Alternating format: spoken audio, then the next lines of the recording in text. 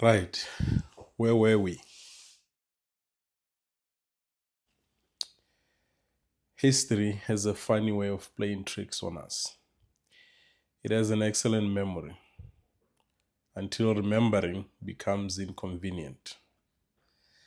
Then suddenly the pages begin to disappear. We remember victories, we forget sacrifices, we celebrate heroes, we overlook the people who made heroes possible.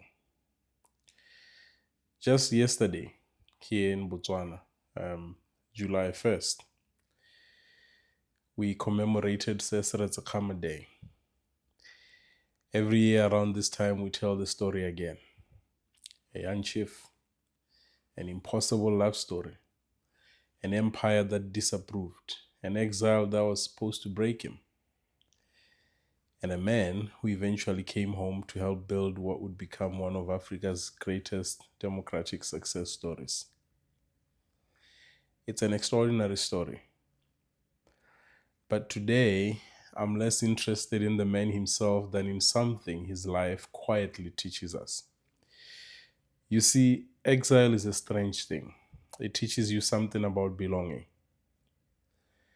It teaches you what it feels like to stand in a place where you are tolerated, but not entirely accepted. To know that your future depends on the mercy or perhaps the patience of people who could decide tomorrow that they no longer want you there. Seretse knew something about that, not because he crossed the border looking for opportunity, but because politics decided that he no longer belonged where he ought to have. And that got me thinking, how quickly can people forget? Not just individuals, nations. Because if history teaches us anything, it's that today's refugee can become tomorrow's president. Today's exile, tomorrow's founding father. Today's foreigner, tomorrow's neighbor. Life has a peculiar sense of humor that way. Now, before someone rushes to the comments to tell me I'm comparing Sir Seretse Khama to illegal immigrants, I'm not.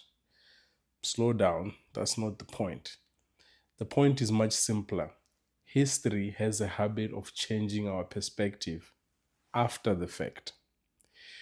When we know how the story ends, we are generous. When we are living through it, not so much. Which brings me to South Africa, our neighbor. For the past several months, and if we are honest, for several years now, we've watched growing tensions over immigration. Communities demanding the removal of undocumented migrants. Businesses accused of employing foreign nationals while locals remain unemployed. Politicians making promises. Communities protesting. Families living in fear. And somewhere in all of this, the conversation has become remarkably simple. Too simple. Depending on who you ask, the problem is obvious. Either immigrants are destroying the country, or anyone who wants stronger borders is a xenophobe. Apparently, those are the only two options we are allowed to have. Welcome to modern public discourse, where every complicated issue must fit neatly into a slogan. But life has never really worked that way, has it? And neither does truth. A sovereign nation has every right, indeed every obligation, to know who enters its borders. That shouldn't be controversial. No country can function without laws. No country survives if its borders exist only on maps. But here's the question that keeps bothering me. When did enforcing immigration laws become permission to forget our humanity? Because those are not the same conversation. They never have been. somewhere between protecting borders and protecting dignity, we started acting as though we could only choose one. I don't think we have to. In fact, I think refusing to choose is where wisdom begins. Because two things can be true at the same time. A country can have an immigration problem, and immigrants can still be human beings. Those ideas are not enemies. They shouldn't be enemies. Only our politics insist they are. And maybe, just maybe, that's because outrage is easier than thinking. Let's stay with South Africa for a moment. Because this isn't really a conversation about immigration, it's a conversation about memory. One of the things I admire most about history is that it has no loyalty. It doesn't care about our politics. It doesn't care which party we support. It simply records what happened. And history records something many of us conveniently forget. Apartheid was not defeated by South Africans alone. Yes, South Africans fought. They sacrificed. They suffered. Many gave their freedom. Many gave their lives. That should never be diminished. But they did not stand alone. Neighboring countries opened their borders to exiles. They hosted students. They sheltered activists. They became training grounds. They absorbed economic consequences. Some paid with military attacks on their own soil because they dared to stand with those fighting apartheid.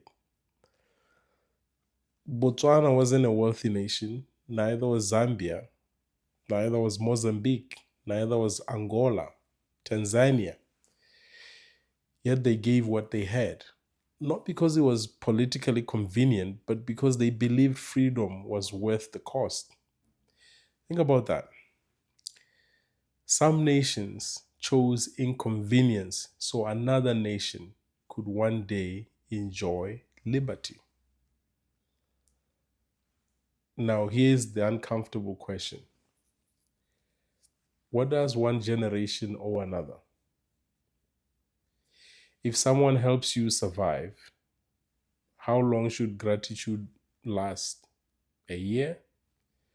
10 years? A generation? Forever? I don't know. Maybe gratitude doesn't require permanent debt. Maybe South Africa isn't obligated to throw open its borders simply because other African nations stood with it decades ago. I don't believe history should handcuff the present, but I do believe it should humble it. There is a difference.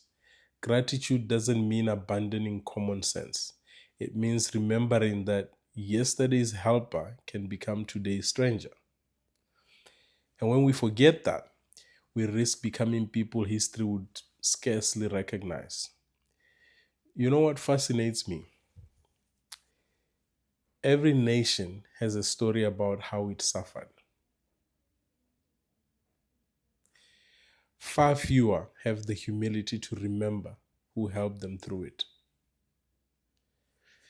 Perhaps that's because memory is selective. We remember our own wounds, we forget our bandages. And that, I think, is one of humanity's oldest habits. Now, let's make everyone uncomfortable. Because if we are going to have this conversation, let's have the whole conversation, not the version that fits neatly into a political slogan. Illegal immigration is a real issue. Countries have borders for a reason. Governments have a responsibility to know who's entering, who's leaving, and who's living within their territory. That's not hatred, that's governance. Communities also have legitimate concerns about employment, pressure on public services, on housing and crime. Those concerns shouldn't be dismissed simply because they are politically inconvenient. People deserve to feel safe. People deserve opportunities to work. People deserve functioning systems. Those aren't unreasonable expectations. But here's where I think we sometimes lose the plot. When an employer knowingly hires undocumented workers because they can be paid less, who created the incentive? The desperate person trying to survive, or the person profiting from their desperation? When corruption allows people to cross borders illegally, whose failure is that? The migrants alone? Or the institutions that looked the other way?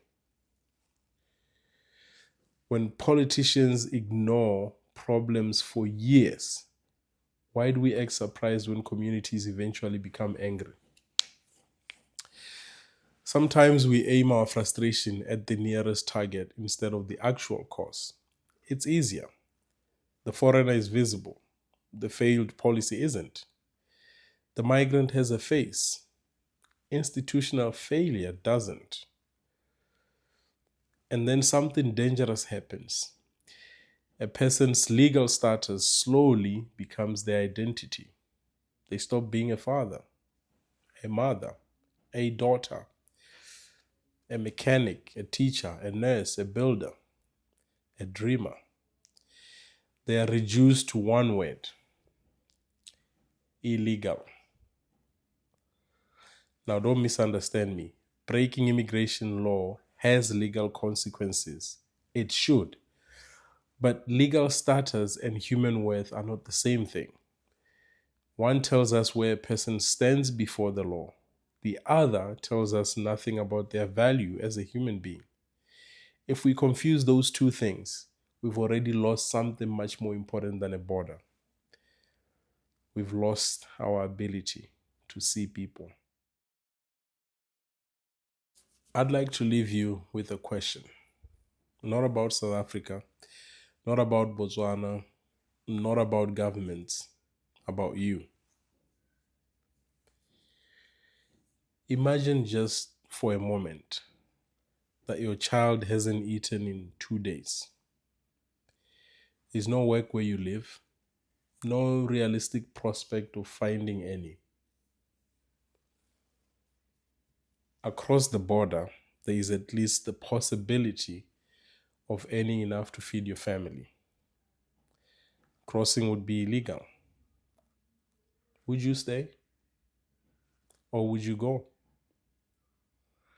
Don't answer too quickly, because it's remarkably easy to defend principles when they haven't met desperation. Now imagine you're on the other side. You live in that country. Jobs are scarce. The economy is struggling. Your community feels neglected. You look around and see more people arriving. How do you respond? That's difficult too. Do you see what life has done? It has placed two understandable fears on opposite sides of the same border: the fear of not being able to provide and the fear of losing what you've worked for. That's why shouting rarely solves problems, but thinking might. Empathy certainly helps. So does good governance. So does enforcing the law fairly. So does remembering our history honestly. Perhaps the real border we need to examine isn't the one drawn on a map. Perhaps it's the one we build inside ourselves. The line between justice and vengeance, between patriotism and hostility, between protecting our country and forgetting our humanity. Life has a way of reversing fortunes. Today's citizen may become tomorrow's refugee. Today's migrant may become tomorrow's entrepreneur. Today's stranger may one day be the person who saves your child's life. History is full of such ironies. Life, what else? Maybe that's the lesson. Not that borders don't matter. They do. Not that laws don't matter. They do. But civilizations are remembered for more than how well they protected their borders. They are remembered for how they treated people when those borders were tested. So I'll leave you with this. Does gratitude have an expiry date? Maybe, maybe not. But humanity shouldn't. Humanity shouldn't. This is just thinking out loud, a piece of my mind to disturb your peace of mind. And I'll see you in the next episode.